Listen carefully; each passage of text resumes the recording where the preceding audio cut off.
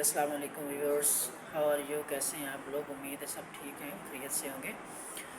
अच्छा, हम लोग कर रहे हैं आजकल जो LLB पार्ट 1 है इंग्लिश के हवाले से, एक्टिव एंड पैसिव वॉइस जो क्वेश्चन आता है उसका।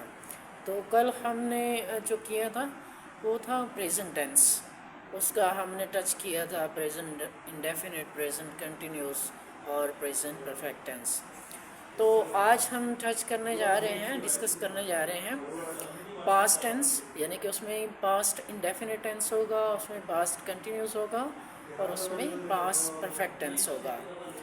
तो एक बात बताता चलो कि कल जो हमने किया था प्रेजेंट टेंस, पास्ट टेंस का भी एक्टिव और पैसिव के हवाले से एक ही सेम स्ट्रक्चर है। बस फ़र्क क्या है स्ट्रक्चर में जो आता है वो आता है ऑक्सिलरी वर्ब्स का।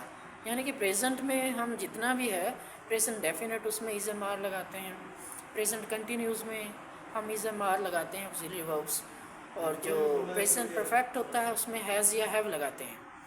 अब इसमें क्या है, बाकी जो स्ट्रक्चर होगा यानी कि सब्जेक्ट का या ऑब्जेक्ट का, वो सारा सेम उसी ही जगह पे होगा, लेकिन सिर्फ और सिर्फ चेंज होंगे तो वो ऑक्सिलरी वर्ब चेंज होंगे। पास्ट टेंस में क्या होता है कि पास्ट इंडेफिनिट में वाज वर्ब लगा देते हैं हम इज़ एम आर की जगह, और जो पास्ट कंटिन्यूस होता है उसमें भी हम इज़ एम आर लगा देते हैं।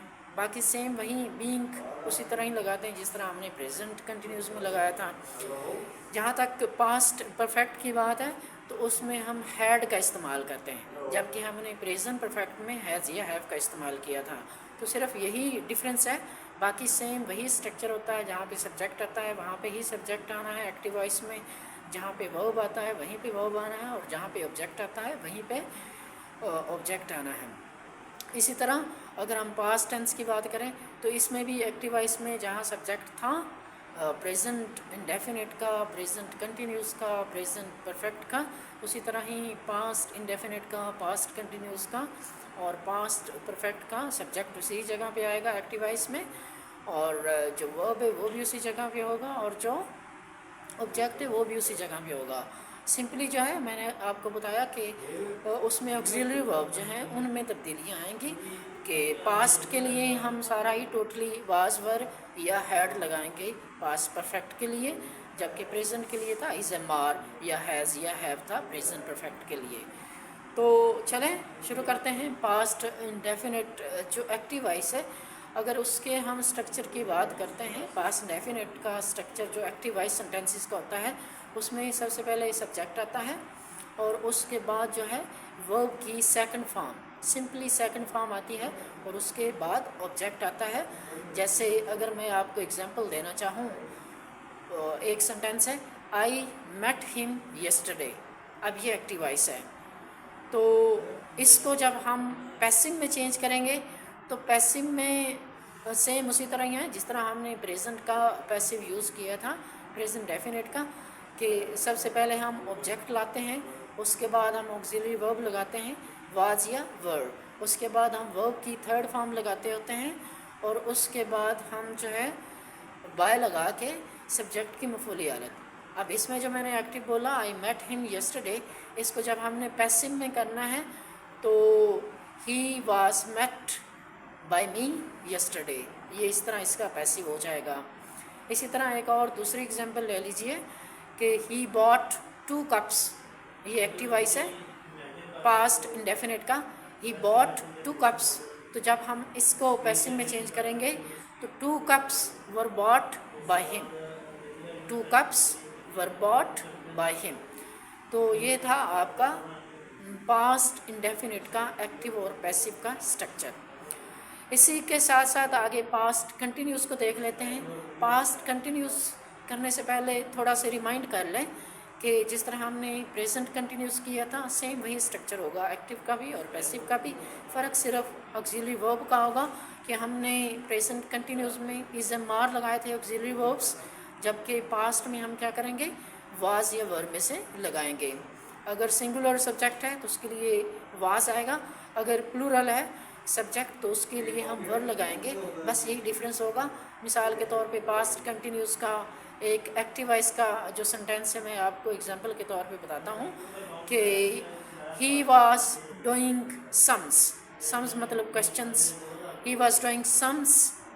तो इसको जब हम पैसिव में करेंगे, सम्स चूँकि ऑब्जेक्ट है इसको शुरू में ले आएंगे, sums were being done by him, sums were being done by him.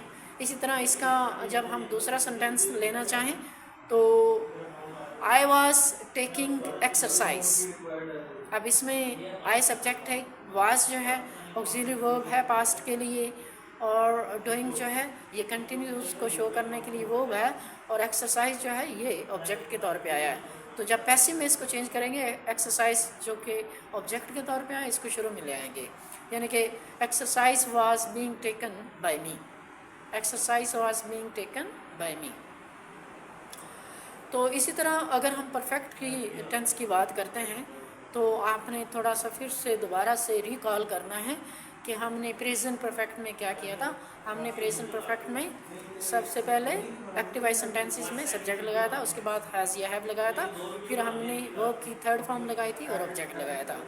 तो इसमें पास्ट जो परफेक्ट होगा इसमें हमने सिर्फ और सिर्फ हैज़ या हैव की जगह हैड कर देना है, यानी कि प्रेजेंट में हमने हैज़ या हैव लगाया था, इसमें सिंपली एक ही वर्ड होगा हैड, वो हमने लगा देना है, और उसके अलावा जो है बाकी स्ट्रक्चर इसका सेम ही रहेगा। तो सिंपली जो है हम पास्ट परफेक्ट टेंस का एक सिंपल सेंटेंस लेते हैं, he had burned this paper. अब ये एक्टिव वॉइस सेंटेंस है, he had burned this paper, तो इसको जब पास्ट में चेंज करेंगे तो this paper had been burned by him, this paper had been burned by him. इसको सवालिया बनाना हो तो सवालिया एक सेंटेंस है, had he burned this paper, तो इसको जब पैसिव में करेंगे, had this paper been burned by him, had this paper been burned by him. तो इसी तरह एक और सेंटेंस जो है वो he had finished the work, he had finished the work, ये एक्टिव वॉइस है तो इसको पैसिव में चेंज करेंगे, the work had been finished by him, the work had been finished by him. तो ये है आपका पास्ट टेंस। सिंपली एक एक सेंटेंस को मद्देनज़र रखते हुए आप डिफरेंट और भी जो एग्जांपल्स हैं, सेंटेंसेस हैं, वो क्रिएट कर सकते हैं। तो इसकी प्रैक्टिस करने के लिए अपनी तरफ से इसी ही स्ट्रक्चर पे एक एक अलहदा से सेपरेट जो है सेंटेंस बना के उसको उसकी वॉइस चेंज करने की कोशिश करें। अगर वो पैसिव दिया है तो पैसिव को एक्टिव में चेंज करें, एक्टिव बनाया है तो एक्टिव को पैसिव में चेंज करें। इस तरह ये आपके लिए आसानी हो जाएगी। तो आज के लिए इतना ही काफ़ी है। चैनल को सब्सक्राइब करें ताकि आपको अपडेटेड वीडियोस जो हैं वो डेली बेस पे आपको मिलती रहें। मैं ये बना रहा हूँ, और ख़ास तौर पे LLB लॉ के स्टूडेंट्स जो पार्ट 1 के हैं उनको पेपर पैटर्न के हवाले से, चूँकि एग्ज़ाम करीब है, अभी अगस्त में एग्ज़ाम्स होने वाले हैं, तो आप इन वीडियोस को अपडेटेड आपको मिलती रहेंगी, देखते रहिए और चैनल को सब्सक्राइब करें और इसको लाइक और शेयर भी कर दीजिएगा। आज के लिए इतना ही काफ़ी, कल के लिए फिर मिलेंगे इंशाल्लाह। तब तक के लिए अल्लाह हाफिज़, हैव अ नाइस डे।